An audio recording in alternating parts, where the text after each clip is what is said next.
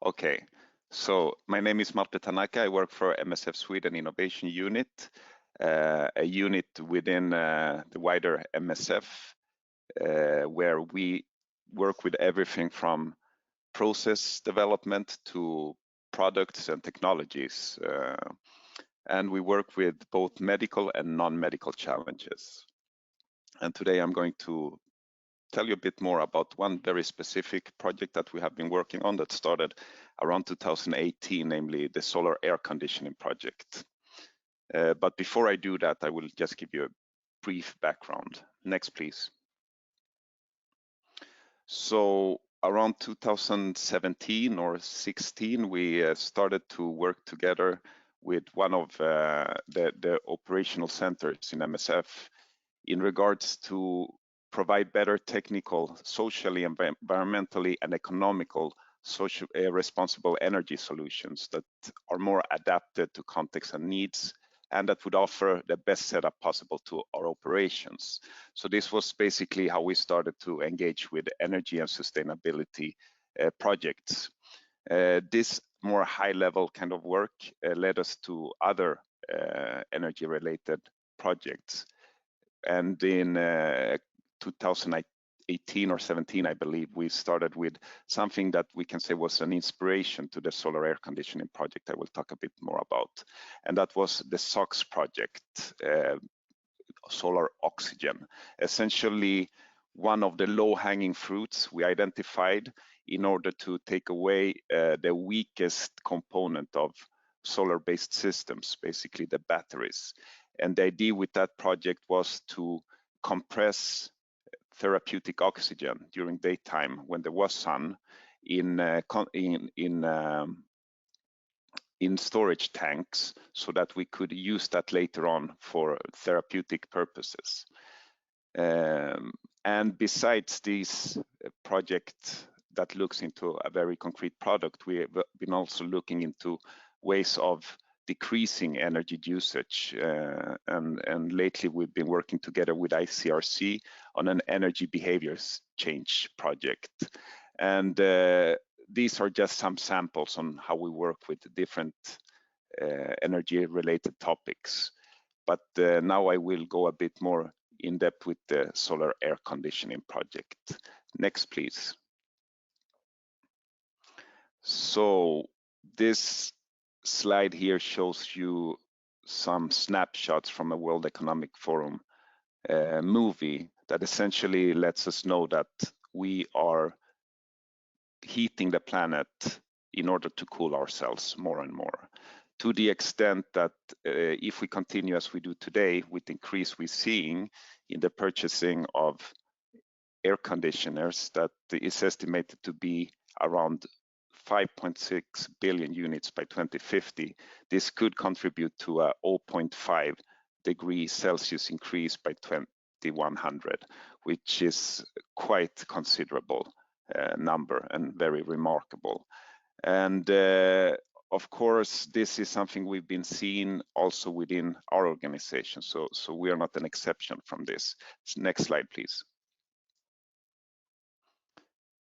What was considered a luxury, perhaps, let's say 15 years ago, is today more and more a standard approach within the movement. And many times we need cooling for many different reasons, everything from operational theaters to offices. So it's both for our medical activities as well as for comfort temperature cooling. And this has increased to the extent that today, and these figures are quite rough, but it's the best estimation we could get, that all the diesel that we consume, because many of the projects we run are in very remote areas, so we depend on diesel generators to run our equipment, constitutes about 30 to 50% of the total consumption. And this is more or less the same as the amount we use to run our land cruisers. This would translate into around 3 million euros per year and around 6,000 tons of CO2 emissions. Next slide, please.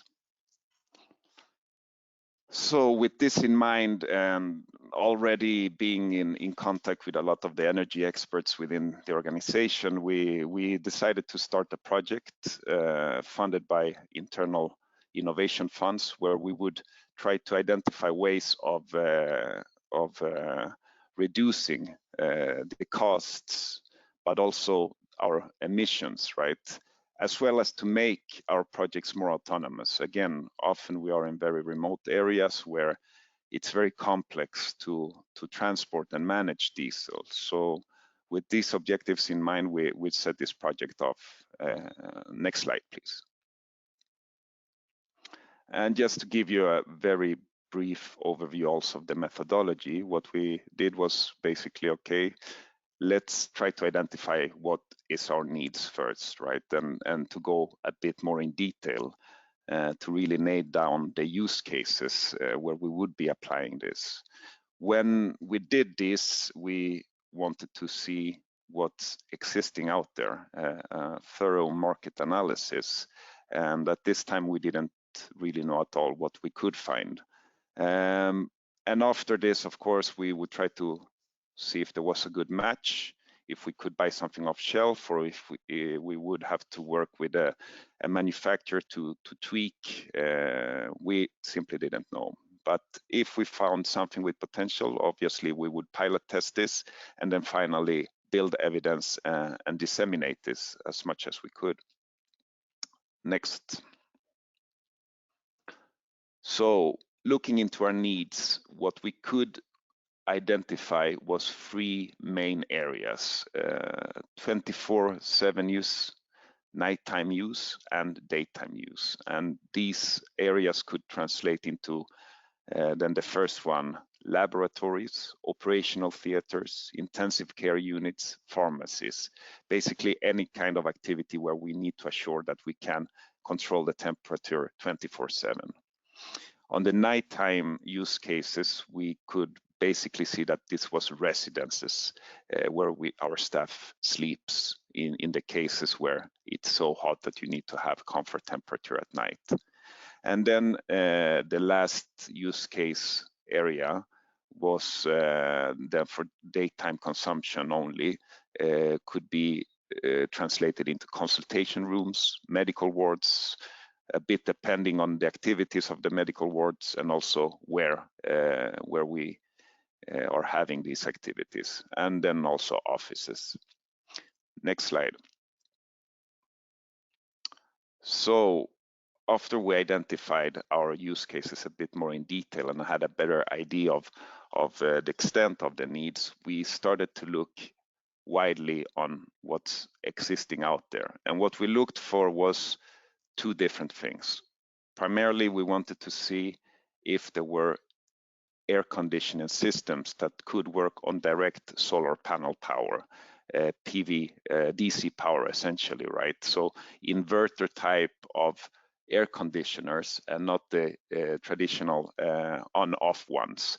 And just to try to explain why the conventional air conditioners doesn't work with direct solar panel electricity is if you have sun at one time, you get good flow of energy, then suddenly you have cloud, it decreases, and then on again and off and so forth. And this puts a lot of pressure on the compressor, finally rendering it to break down.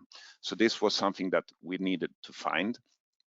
Then also we wanted to identify or see if we could find some sort of thermal storage solution in order to avoid battery banks that often are very expensive and sometimes the weakest point of these systems, as well as generator use. And basically thermal storage is, if we use the analogy of water that is frozen into ice when you have energy, and then that you can use that ice to cool according to your cooling needs. But obviously this could be with different kinds of mediums like different phase change materials and so on. Next slide, please. We didn't find any thermal storage solutions. It turned out that the ones that exist, they are not mature enough, either too expensive or too bulky, too difficult to manage. And in general, the ones that exist that are relatively good and could be used one way or the other, and are competitive in price. They are designed to bigger systems, way too big than the ones we're looking for. So we have to give that up, at least for now. What we did find, though, were solar AC units or air conditioning units that could potentially, according to the specs from the manufacturers, work with direct solar power. And as you can see, these two units we found, they're suspiciously alike. And the biggest difference between them, besides the stickers, is the price. So you have an American brand to the left and a Chinese to the right, and it's about half price for the Chinese one. Even so, we bought both of them, 5 units in total. And yeah, next slide. And shipped them to Haiti, to Druya Hospital. That is a burns care hospital. And we set up 5 units with the 3 different kind of use cases we identified before, right? The daytime use, nighttime, that is essentially a hybrid system that works on daytime and grid or generated power. And we also found a relatively big bank of batteries there, so we used that as well. Next slide, please. So this is a very simple this system design solution of the hybrid setup. And to the left, you can see how it runs with solar panels, and during nighttime, it runs on generator. Next slide. And now we came to the conclusion about 1.5 years later that they are up and running fairly well, or very well. There have been no breakdowns on the actual units.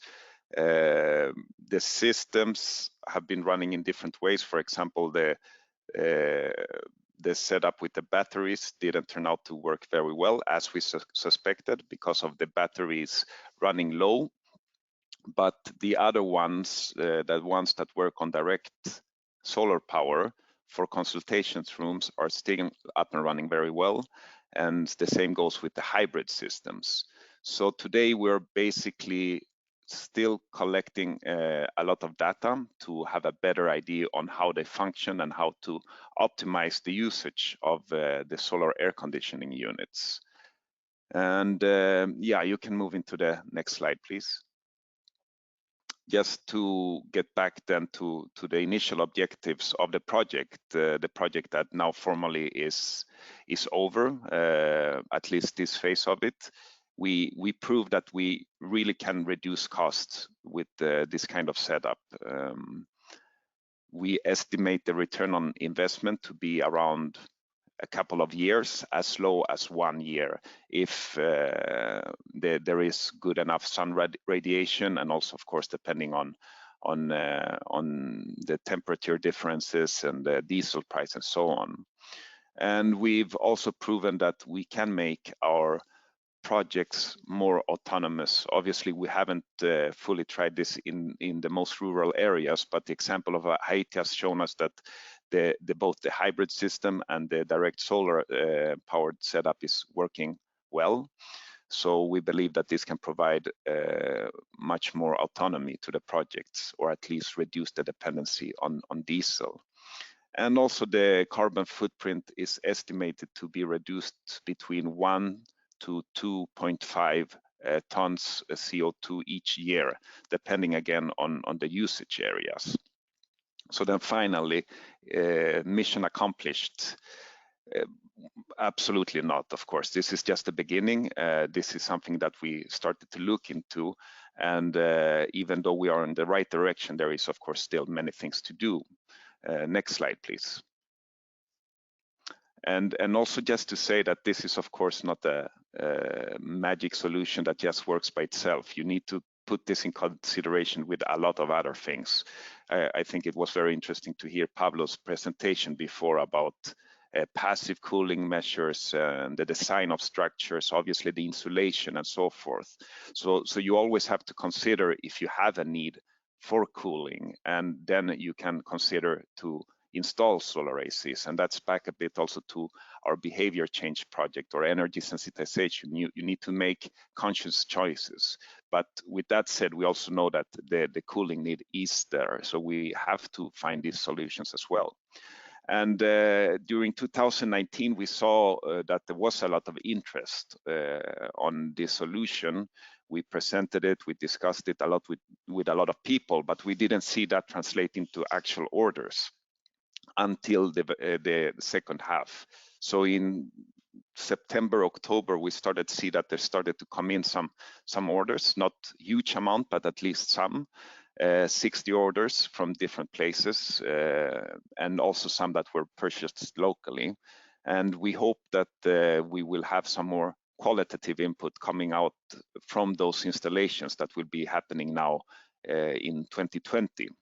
And these insights will, in combination with the more in-depth analysis that we continuously are doing now in Haiti. So we had some struggle in the beginning to put in metering systems, but we eventually managed to do that. So we're measuring the effect, the loads, the temperatures, so we can see the efficiency of the different setups. And the 5 units we have there running on solar power, we are benchmarking them with 7 others that are running on conventional generator power. And also with the help of this analysis and this data, we are now together with an external company developing modeling tools, so we can make it as easy as possible for our field staff to know when it is makes sense to order these units. Basically them providing some input like price of diesel, usage areas, insulation, usage, etc. And then they get some outputs in terms of return of investment and carbon dioxide reduction and so on. We also want to write a research paper on this topic because we know that one of the main barriers to scaling is evidence. So we believe it's very important that we document this in a good way, and again also nail down the use cases so we know how to use the different setups and in what way, and that we see that the biggest impact we can have is actually if this goes outside of our organization and is used more widely in combination with other energy efficiency measures, of course. And then also we want to look a bit more into the thermal storage options. We know the technology is getting there, even though not fully there. We believe it may be in a couple of years, and this would really close the circle, so to speak, in order to have a fully independent system from diesel, that is. So basically, that's what I had to present today. Thank you very much.